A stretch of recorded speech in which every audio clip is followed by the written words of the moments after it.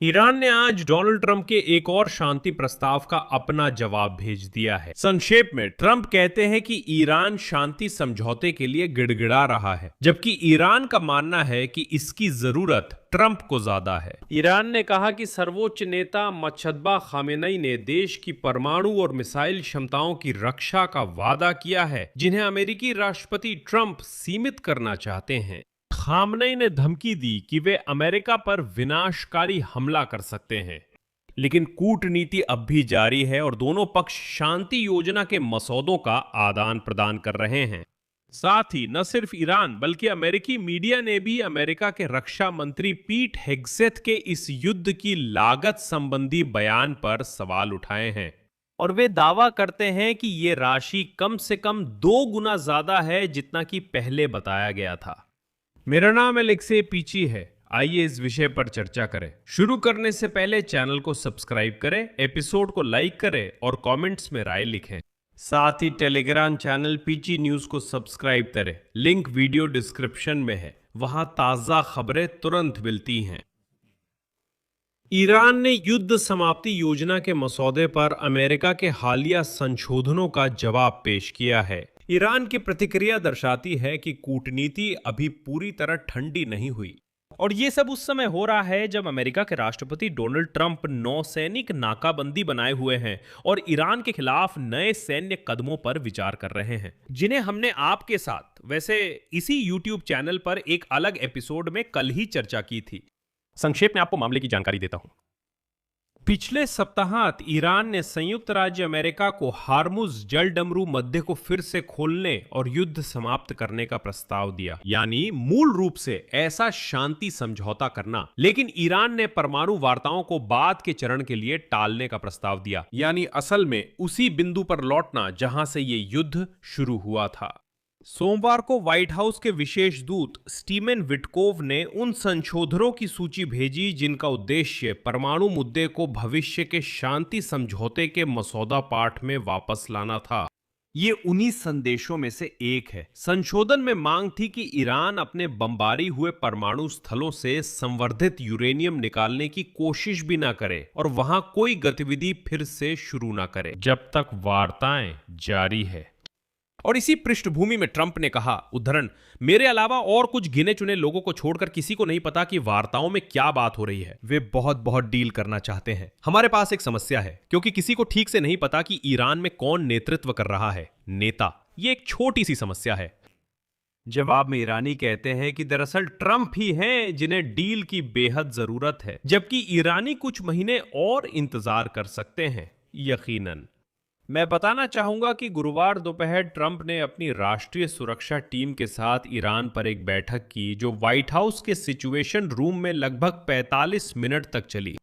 इस बैठक में उपराष्ट्रपति जेडी वेंस, विदेश मंत्री मार्को रूबियो, रक्षा मंत्री पीट हेग्सेथ, सेंट्रल इंटेलिजेंस एजेंसी के निदेशक जॉन रेडक्लिफ और सलाहकार एवं वही दूत स्टीवन विटकोव मौजूद थे।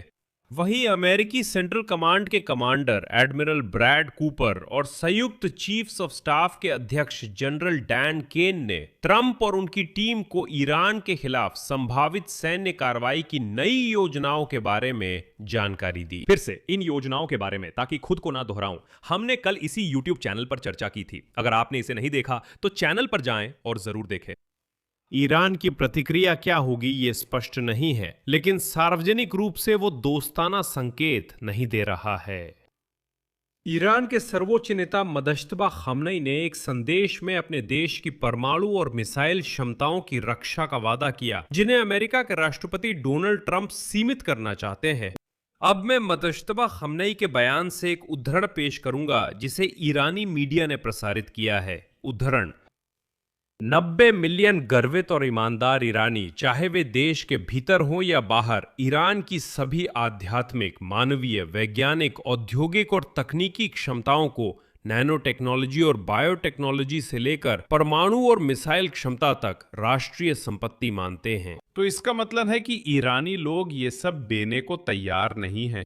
ये बयान ईरान के सरकारी टेलीविजन के प्रमुख एंकर ने गुरुवार 30 अप्रैल को देर रात पढ़कर सुनाया। मुजतबा खामनेई अपने पिता अली खामनेई की मौत के बाद से जब से वे सर्वोच्च नेता बने सार्वजनिक रूप से नहीं दिखे हैं। उनके पिता की मौत अमेरिका और इजराइल के हवाई हमलों में हुई थी।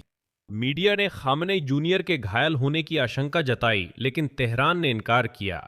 मुजतबा खामनेई ने संकेत दिया कि ईरान हार्मुज जलडमरू मध्य पर अपना नियंत्रण बनाए रखेगा। उनके अनुसार इस महत्वपूर्ण जलमार्ग पर ईरान का नियंत्रण फारस की खाड़ी को और अधिक सुरक्षित बना देगा और जलडमरू मध्य के संबंध में तेहरान के नए कानून और प्रबंधन क्षेत्र के सभी देशों के लिए फायदेमंद होंगे। इसके अलावा ईरान ने चेतावनी दी है उदाहरण कि अगर वॉशिंगटन हमले फिर से शुरू करता है और हार्मुज जलडमरू मध्य पर अपना दावा दोहराता है तो वो अमेरिकी बलों पर लंबे और दर्दनाक हमले करेगा। कुल मिला के ऐसा नहीं लगता कि तेहरान डोनाल्ड ट्रंप को पूरी तरह से सभी रियायतें देने के लिए तैयार है। ये अभी सब कुछ नहीं है। अब ईरानी लोग अमेरिका के रक्षा मंत्री पीट हेग्सेट की उस टिप्पणी का मजाक उड़ा रहे हैं जिसमें उन्होंने बताया कि अमेरिका ने ईरान के खिलाफ युद्ध में कितना पैसा खर्च किया है। पीट हेग्सेट ने हाल ही में अमेरिकी कांग्रेस की सेनेट में हुई सुनवाई के दौरान कहा कि अमेरिका ने युद्ध पर 25 अरब डॉलर खर्च किए हैं।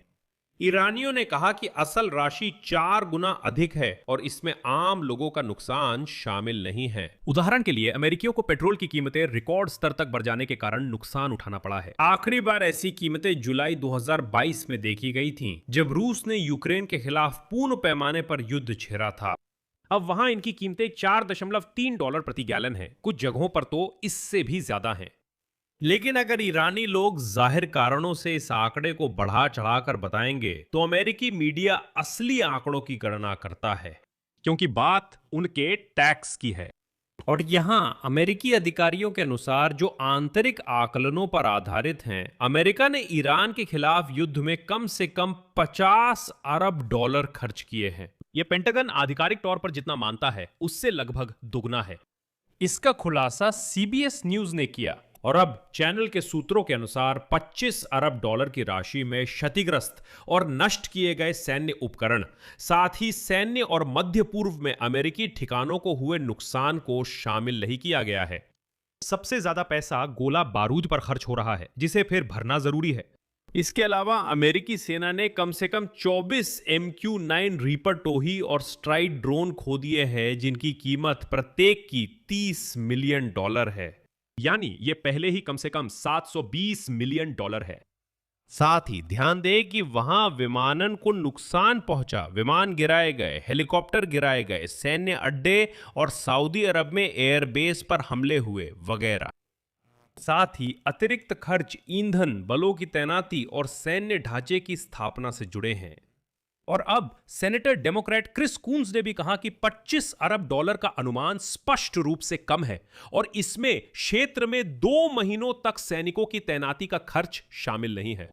जहां तक सैन्य ठिकानों के पुनर्निर्माण और निर्माण की लागत का सवाल है, पेंटागन अभी तक कोई अनुमानित राशि भी नहीं बता सका है। सूत्रों के मुताबिक मध्य पूर्व में लगभग सभी अमेरिकी ठिकानों को ईरानी हमलों से नुकसान हुआ है। अब युद्ध का असर अमेरिका की अर्थव्यवस्था पर दिखने लगा है। सीनेट की सशस्त्र सेवा समिति की सुनवाई में सांसद रो खन्ना ने पेंटागन के प्रमुख पीट हेग्सेट से पूछा कि बढ़ती लागत को देखते हुए ये मुहिम देश के नागरिकों को कितनी महंगी पड़ेगी, पेट्रोल और खाद्य पदार्थ। और फिर मंत्री हेग्सेट ने सीधे जवाब देने से बचते हुए इसके बजाय ये सोचने का सुझाव दिया, उदाहरण अगर ईरान के पास परमाणु हथियार आ जाएं तो उसकी कीमत क्या होगी। कुल मिलाकर सभी अमेरिकियों के लिए पीट हेग्सेट की सलाह है, सहन करे। पसंद नहीं है लेकिन सहन करे। ध्यान देने वाली बात यह है कि कांग्रेस समिति में सुनवाई ऐसे वक्त हो रही है जब अमेरिकी प्रशासन खर्च और शस्त्रागार बढ़ाने के लिए अतिरिक्त धन आवंटन पर चर्चा कर रहा है। यह आंकड़ा बहुत अहम है। अमेरिकी अधिकारी लगभग 200 अरब डॉलर तक की मांग करने की योजना बना रहे हैं। यह आंकड़ा अब अधिक यथार्थवादी है। इसी के साथ ट्रंप नवीनतम हाइपरसोनिक मिसाइल डार्क ईगल के इस्तेमाल के साथ सैन्य कार्रवाई फिर से शुरू करने की संभावना को स्वीकार करते हैं और अगर ईरान नहीं झुकता तो यूरेनियम के भंडार पर कब्जा करने के लिए विशेष बल भेजने की भी बात करते हैं। जैसा दिख रहा है ईरान झुकने को तैयार नहीं है। यही बात अधूरी छोड़ता हूं। आपकी क्या राय है? आपके निष्कर्ष क्या हैं? इस एपिसोड के नीचे कमेंट में लिखें, चैनल को सब्सक्राइब करें, बेल आइकन दबाएं और लाइक करना ना भूलें। अगर आप इस YouTube चैनल के काम को सपोर्ट करना चाहते हैं तो आप किसी भी डोनेशन या YouTube पर स्पॉन्सरशिप के जरिए ऐसा कर सकते हैं। सभी लिंक और विवरण वीडियो के डिस्क्रिप्शन में है। कई प्लेटफॉर्म और विकल्प हैं, आप उपयुक्त विकल्प चुनें। आपकी सहायता के लिए धन्यवाद। अपना ख्याल रखें। अलविदा।